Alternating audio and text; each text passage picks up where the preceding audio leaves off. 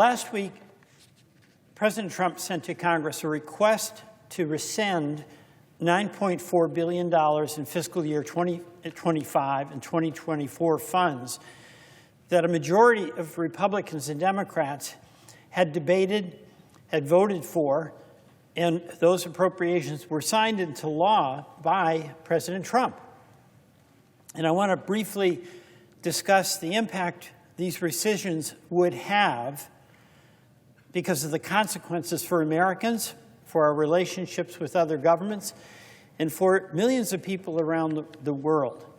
Also, I want to speak about what this does to the appropriations power and authority and responsibility of Congress.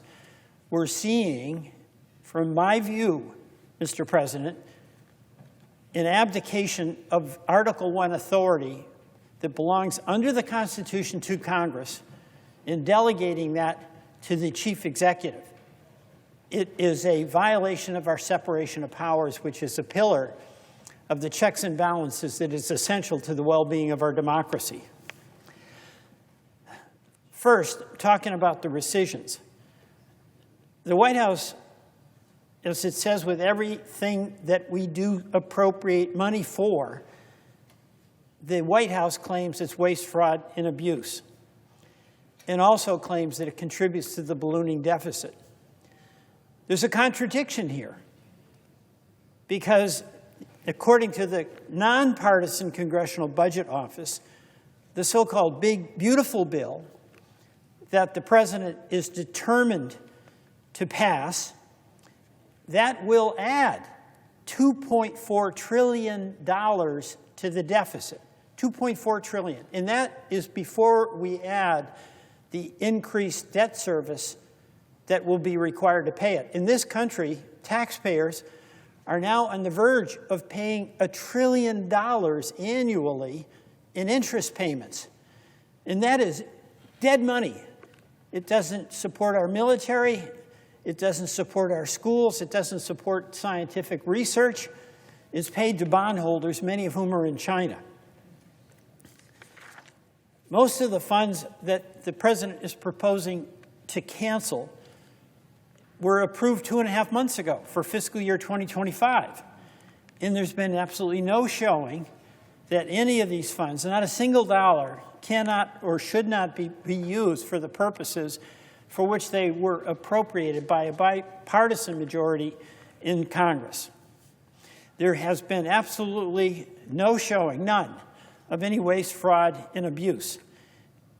These funds were deemed worthy of funding 2 months ago, and the President himself agreed. He signed it. This is an end around Article I authority of Congress.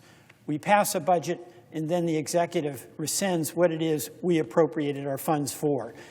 Enormous erosion of the responsibility of Congress under Article I. But let me just mention a few specific examples of the funds that are on the chopping block. Corporation for Public Broadcasting. That's, in the case of Vermont, it's called Vermont Public, and it's our public radio station, and it's our public broadcasting. And every state has the public broadcasting system. Vermont, and I know we're not unique, it is essential programming that knits together our community, provided information that was crucial constantly when we had floods in July of 23 and July of 24. Federal funding is about 10% of our budget, but in many states it's about 40 or 50%. The administration is proposing to get rid of the Corporation for Public Broadcasting altogether. I totally and completely oppose that. It's the equivalent of $1.60 for each American annually, and it provides a source of local news at a time when we have news deserts all around the country, and the pressure on our local newspapers, on our local broadcasters, on our local radio stations is enormous. We need public broadcasting. I saw it in Vermont, as I mentioned, when we had the enormous benefit of the information we were needed desperately to deal with floods.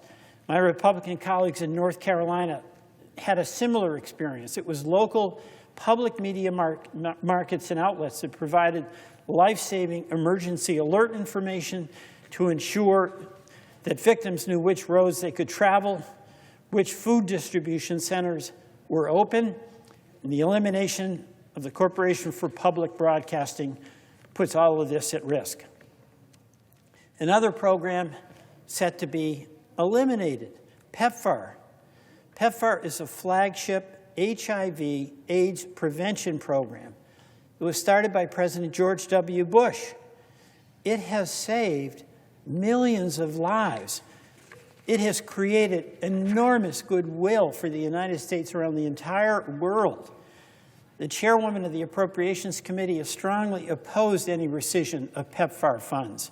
And I agree with Senator Collins and cannot for the life of me understand how anyone would support rescinding those funds that provide so much to so many for so little.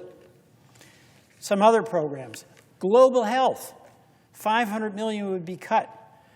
These activities on global health protect child and maternal health. They combat HIV/AIDS and infectious diseases. We'd be rescinding funds that fight malaria, Ebola, polio, HIV, and AIDS, and other diseases that have been kept under control and out of the United States in many cases, thanks to these programs.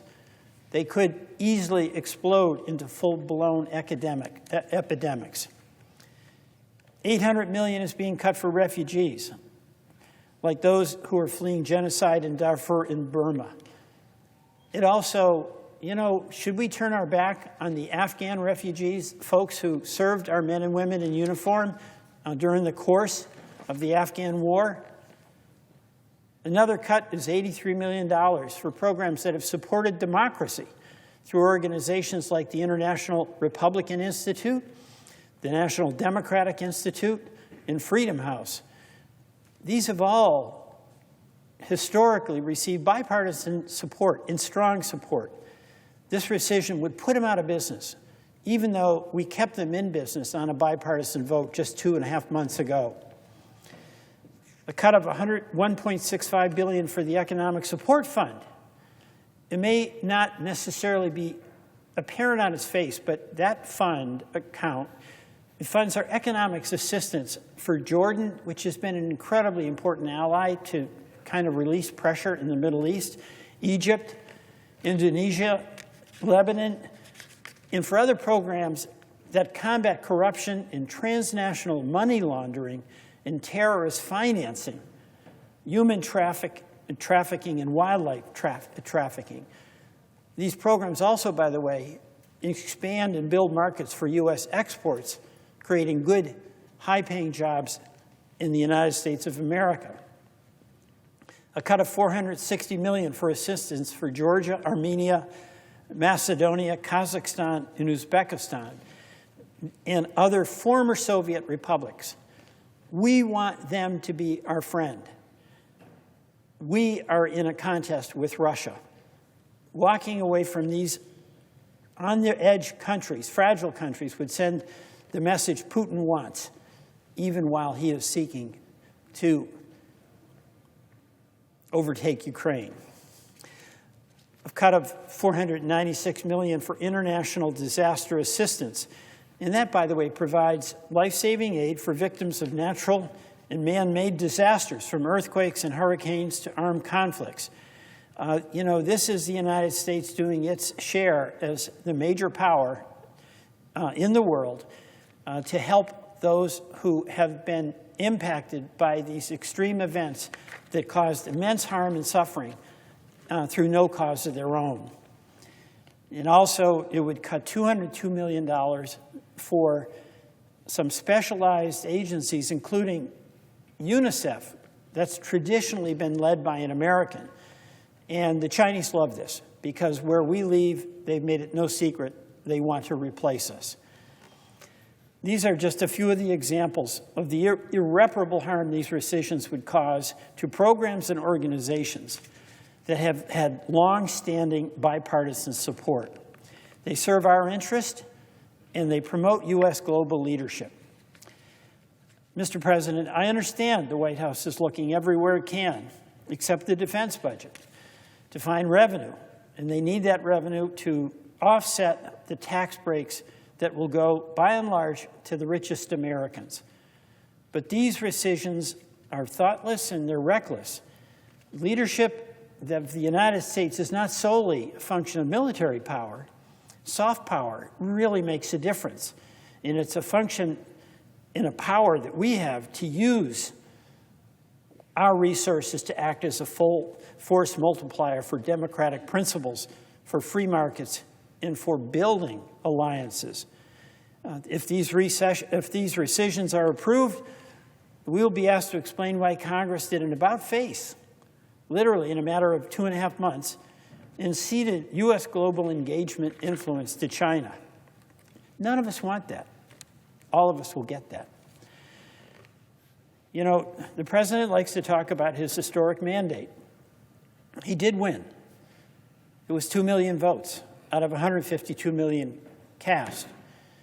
It was a small margin of victory, the smallest by a Republican presidential candidate since the 1900s. My point here is not so much the size of the mandate. Whatever the mandate, a president should embrace the responsibility that he or she has to the entire country, and that includes folks who didn't vote for him. I do not believe even those who did were voting to risk the lives and their children's lives by cutting funds to stop the spread of Ebola or measles or West Nile virus. This wasn't a mandate to shut down programs to defend democracy where it's under assault. This was not a vote to withdraw from UNICEF.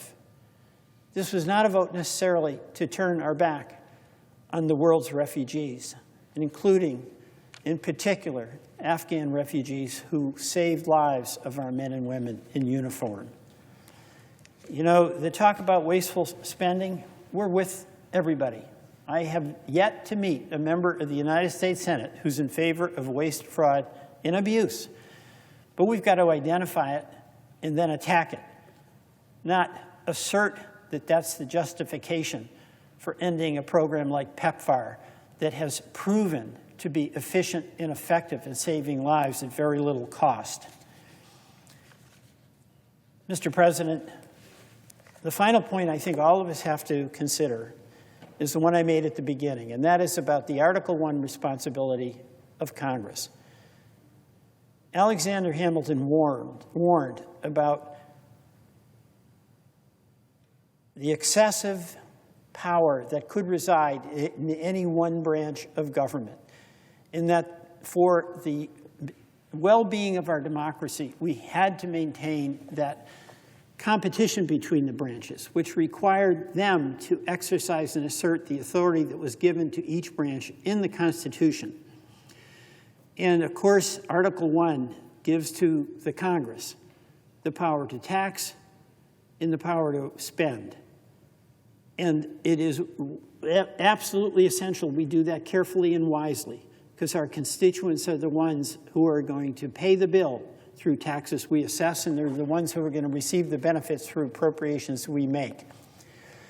But to abdicate that power, which is essentially what rescission would accommodate for the executive, is to turn over that power to the president. And it's not just a matter of it being this president, it's any president. In order for us to meet our responsibilities, we have to adhere to our constitutional responsibility under Article I.